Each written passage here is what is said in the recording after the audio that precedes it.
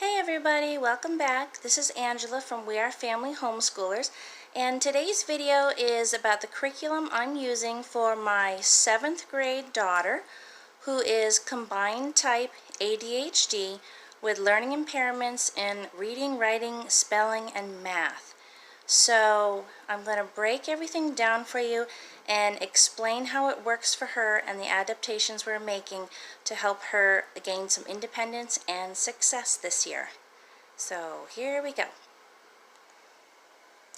For math, we've chosen to go with Teaching Textbooks 3. She has really struggled with math over the years, and we've tried many different curriculum, and I think this year I need to take myself out of the equation so she doesn't get frustrated with me and she can have a tutor right on the computer. So Teaching Textbooks was actually made for homeschoolers, and it comes with a CD-ROM set for your computer. You can also buy subscriptions to use online now, and she's already started the program. This is the workbook that comes with it. You can use a notebook, but it's hard for her to write things down. So this just has all the problems that you would see on the computer, and I ask her to write them down here, and the computer grades it for her. So she gets immediate feedback. She gets to choose a cartoon character to encourage her. And we may take a break when it comes to multiplication and introduce some skip counting songs or maybe times tables, and we'll just see how she learns. If she hits a roadblock with Teaching Textbooks and she starts crying and we just can't move on, then we're definitely going back to Math UC.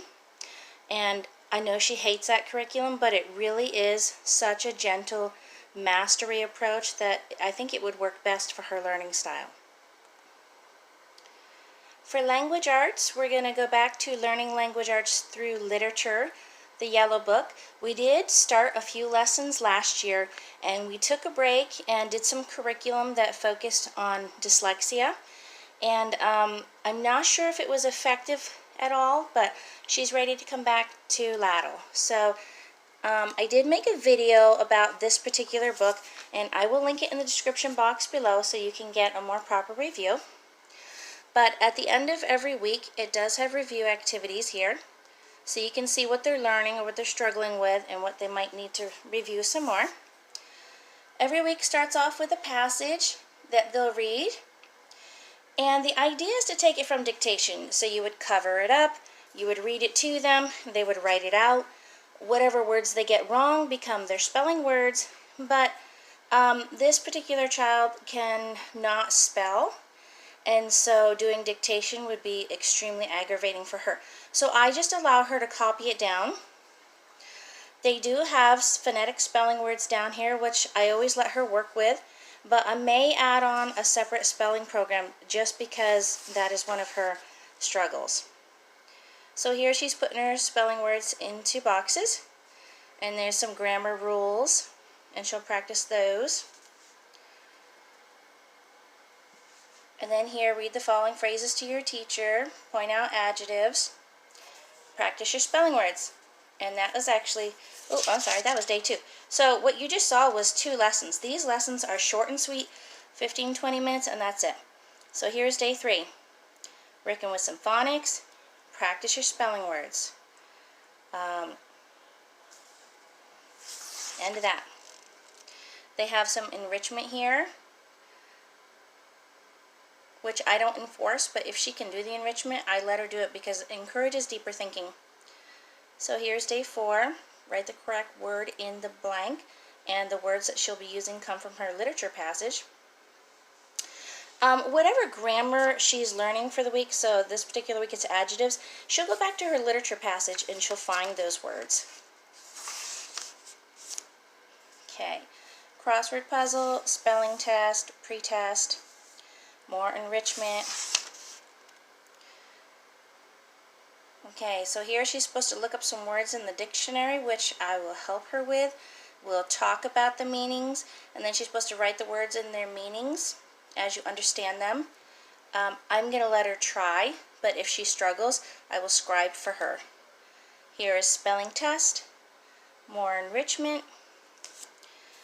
In the yellow book only, they throw in some cursive. And the last day of the week, there are review activities, which reinforce the grammar that they're learning that week. And then it moves on to another lesson. So that's pretty much how that goes. There are literature studies in this book. There are 4 books. This one is Meet George Washington, The Courage of Sarah Noble, which she's actually already read this year with me for history. So she's going to do a study on Daniel Boone instead. And this literature study covers Madeline. So here's how this works. She's going to learn a whole list of French words.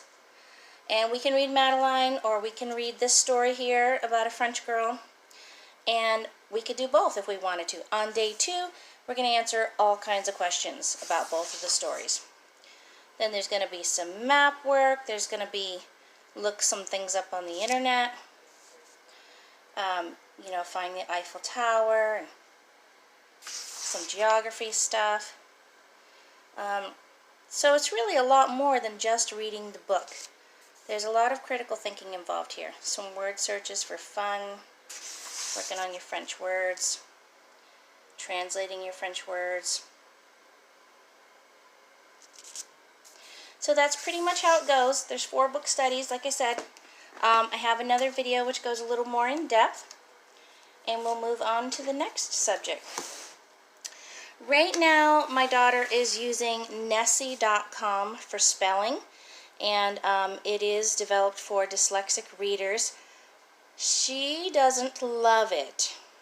She's working with it, but she likes to skip it as often as possible. You do have to pay for it.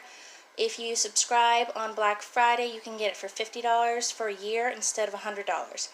If that doesn't work next year, I have 2 options. I have All About Spelling 2, which I have tried before, and it didn't work out for us, and it could just have been that I didn't know what I was doing. But maybe we can try again. If that doesn't work, we always have Spelling You See.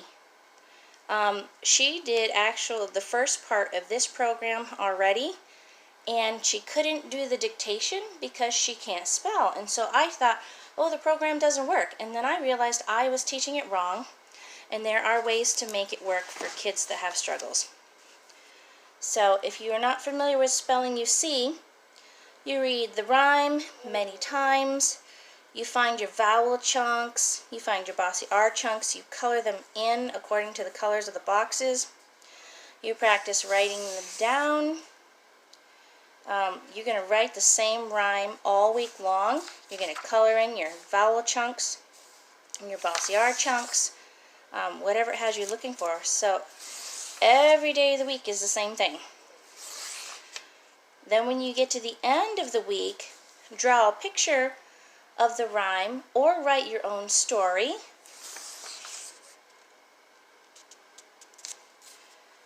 And that's how that goes. This one is not doing the vowel chunks, you're doing the consonant chunks. So they do have dictation in here, and I thought, well, I just need to read it to her and she needs to write it all out, but she can't spell. But what they said is you're supposed to set the timer for 10 minutes, read 1 word at a time, and you can actually help them with spelling.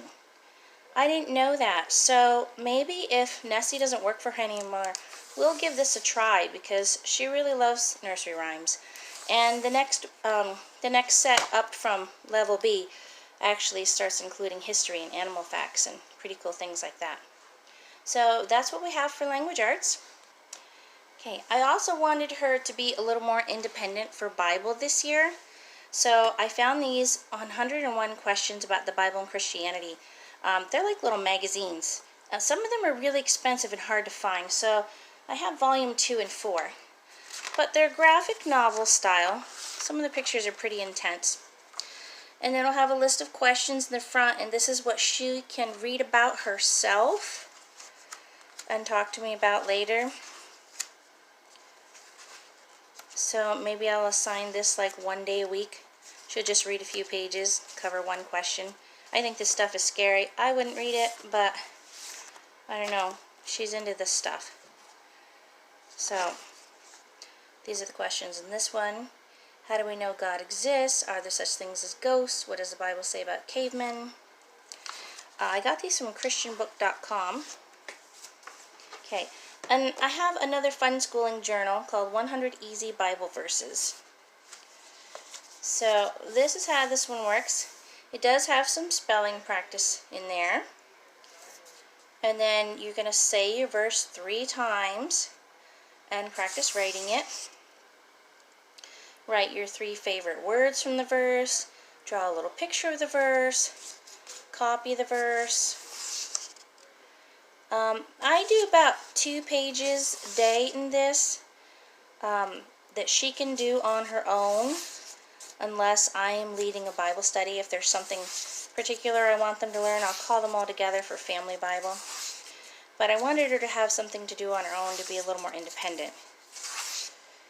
She doesn't always take time to color, although she loves art. She seems to just like art when you don't tell her she has to do it. But that's just part of her personality. So she's already gotten started in this and she likes it so far. So that's Bible. For health, I went with Life Pack by Alpha and Omega, and this is called Health Quest. I think there's actually 5 life packs in here, and it's for grades 4 through 7. I actually put the other ones away because I'm just having her do 1 life pack this year, and I'm going to have her, spread the rest out over a few years. So this is how we do it. She will read the lesson. It's usually, just a small portion. And she'll answer the questions, and I'll go over them with her. I like her to read it to me. Sometimes I get distracted with the other kids, and then I just, if she doesn't have the questions answered, or if she doesn't understand, then I'll go over it with her and help her find the answers. So this would be what I would call 1 lesson for her. We do this just 1 day a week.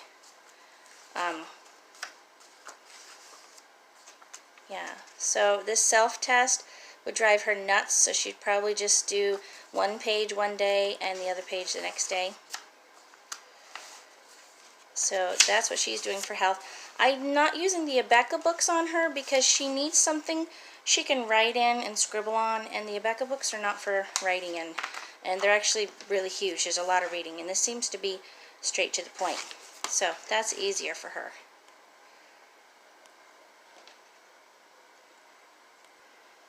Okay, for fun, like I said, she loves art. I've never seen her draw any animals, so I wanted to start that this year. This is an Usborne book. So I'll show you how this works.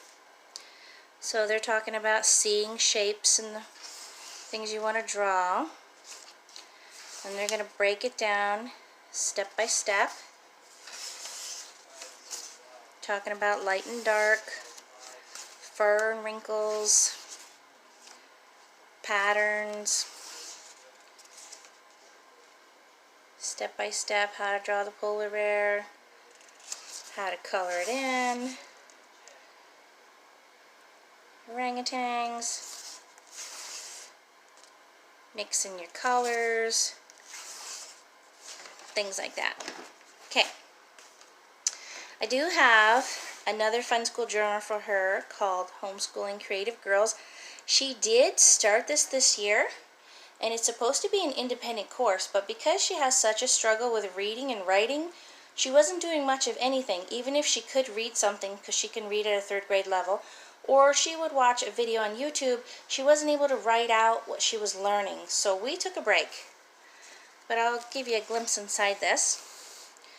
Write down an inspirational quote, your goals, to-do list, nature study, go outside and draw something. Here you're supposed to pick out 4 books and write a sentence or draw a picture from each book. Here you do copy work from a book. Color in the face that depicts your mood for the day. Draw anything you want. Listen to classical music or an audio book or history audio in color. You can illustrate what you're learning. Menu planning. Write out a recipe. Reading time for 1 hour, so she can't read for an hour. More copy work. Math time, what are you learning in math? Illustrate something there. Practice some creative fonts. Film study, watch a tutorial or documentary. What did you learn? Draw something. Go around the house and find spelling words with 9 letters. Object lesson, what is this? What is it used for? How will the world be different if it wasn't invented? So lots of cool stuff in here. I'm just waiting for that light bulb to go on and just click, and then for her to get really interested in something and start studying on her own. Okay, we are still working with this Homeschooling Cookbook, which is also another Funschooling journal. And the reason why we're still working with it is because she has not mastered following instructions, which is very important. So, for example, here's a recipe on brownies. You have the ingredients and the pictures she really needs, and the tools of what she needs. And then you follow the directions, and here's where she doesn't really pay attention. So we're going to keep making the same recipes, usually about once a week. Sometimes we skip a week. She's supposed to draw a picture of what it came out like, check off if she did everything she was supposed to, and then she's supposed to write about it. And she does not write. So I'm just going to have her just practice making things for the sake of following instructions. So that's another extra that we're adding on this year. For science, she did not want a computer program, she did not want a video program, and she didn't want to use Apologia with an audiobook. So because she is not using a video or an audiobook, she has to do science with me and her 2 younger sisters. So we're going with God's Design, Heaven and Earth for Beginners. And it's a little bit young for her, but the information in here is really good. Some of the activities are young, like coloring pages. These are schedules you can check off. I don't use them. We just open the book and go. There are experiments laid out in the back of the book. So a lesson is usually 2 pages. And answer questions, copy the verse. I will read this to all 3 of them. And then there's a little activity page. There are vocabulary review pages, like this one, that I think are more up her alley, more age appropriate. So yeah, lots of good things in here. The tides, the moon, erosion, building beaches, sea exploration, ocean zones, a whole section on the universe. So this is like 3 books in one. Astronomy, how the earth moves, our seasons, information on stars, our galaxy.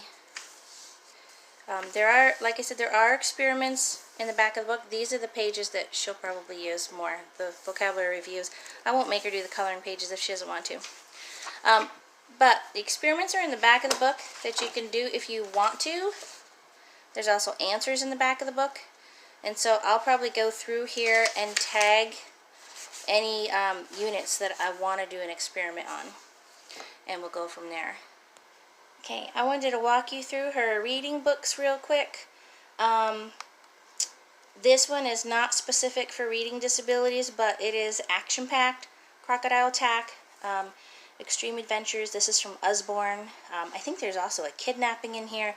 So it's like a rescue mission. So I was hoping that she would really get into the action, and this would improve her reading. Okay, then there's Penny Dreadful, which is also Usborne. And these are, you know, this girl just gets into all kinds of trouble and she doesn't mean to, so I thought that would be a funny book that would keep her interested in. Ella Diaries, this is also Usborne. It's written in a cool way so that maybe she could not mix up her words. I think she'd be interested in that. These are Usborne graphic novels. So graphic novels are really good for kids who struggle with reading because they don't get overwhelmed by a whole page full of words. They see little tiny speech bubbles, and they have illustrations to help them understand what's going on. So if she reads something that sounds really dumb and then she looks at the picture, she goes, oh, it should say this. Hound of Bakersville, because, you know, she likes scary stuff. Like Goosebumps. I don't know how this is my child, but I wouldn't read this. Okay, and this is my choice, which she's already moaning about, but I wanted her to have a classic. She just doesn't like the cheesy pictures, but it's a really good story. We love the movies. Like I said, tiny speech bubbles. This would be something she could definitely accomplish and just get comfortable with reading, learn to enjoy reading, and it doesn't always have to be a struggle. So that's our goal this year. Okay, and last but not least is our giant Notgrass history bundle. And I am also doing this with my 2nd and 3rd graders this year. And I've already showed some of this on my sneak peek video, but we have some readers. Katie, this is a homeschool girl that grew up in the 80s, and so that could have been my story. The Year of Miss Agnes, Emily's Runaway Imagination, Farmer Boy, Freedom Crossing, Benjamin West and his cat Grimilkin, Tolliver's Secret. That's actually a girl disguised as a boy. She's trying to get secret messages to George Washington in loaves of bread, so that should be interesting. And Mountain Born. So the literature package is optional for our Star Spangled Story, but I find the kids really relate to stories and the literature, so we're going to try to get it done. This is what the workbook looks like. So in this box here for lesson 1, you can either draw a specific picture that they will tell you to draw, or you can write a paragraph about what you learned. There's coloring, there's matching exercises, there's vocabulary and sentence reviews, map work,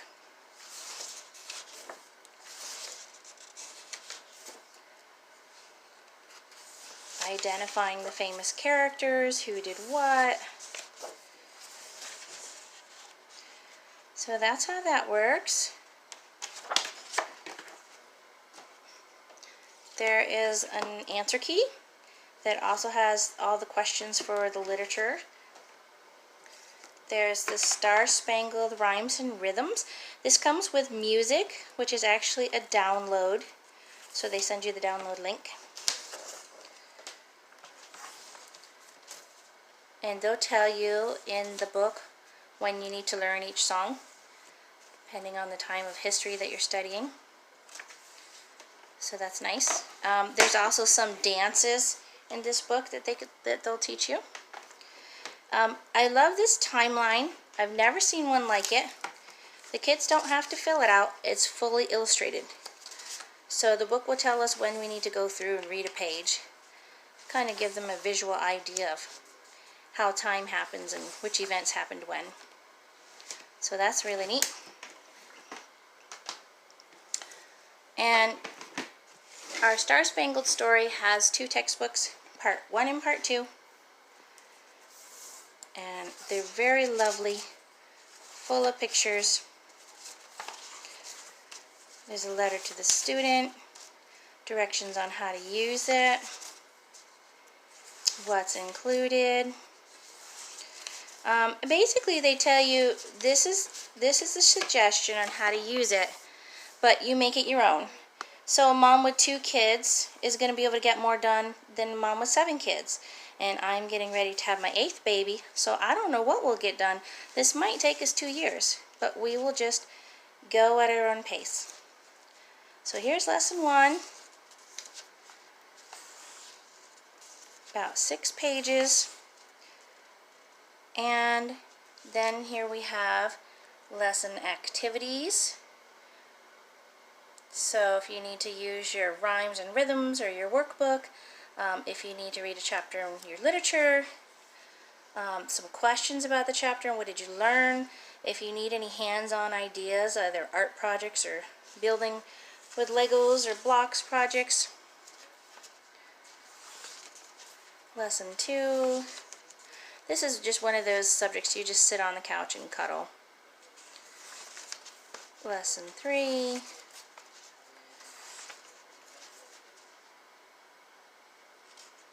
Okay, after lesson 3, it also tells you to do the unit review.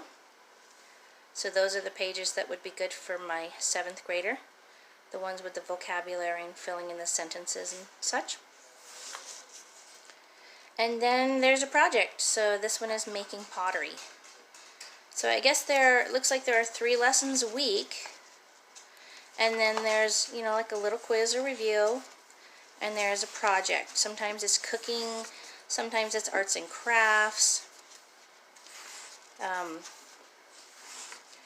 Yeah, so that's what the history looks like. This one is making an origami Mayflower. It's a project at the end of Unit 2. So I think we're going to enjoy this. I've heard some really good things about Notgrass. I've heard that they include some stories about history and certain people that you just never see in the average history book. So I think that's really cool. And I'll give you a flip through part 2 real quick.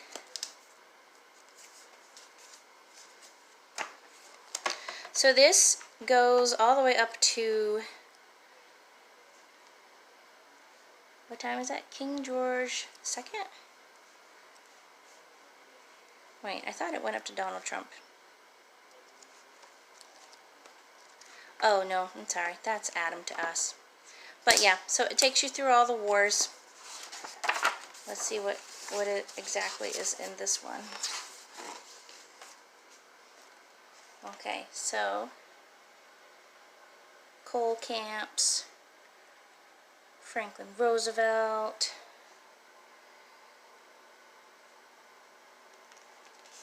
Ozzie and Harriet, Vietnam, the internet. Oh, that's cool. Freedom to homeschool. You are making history. So, very cool. This course is made to do in 1 year. But we're just going to go with the flow. We have a baby coming the end of October, so we're probably going to take all of November off. And we might do a little school through the summer. And if it takes 2 years, it takes 2 years. If we get it done in a year, then that's great. But I've learned to be much more relaxed, and the kids learn much better when they're not rushed and pushed with deadlines. So, okay, that's all I have for this video. I hope you enjoyed it and learned something. Feel free to drop me a question or a comment, and I'll get back to you as soon as I can. Thank you.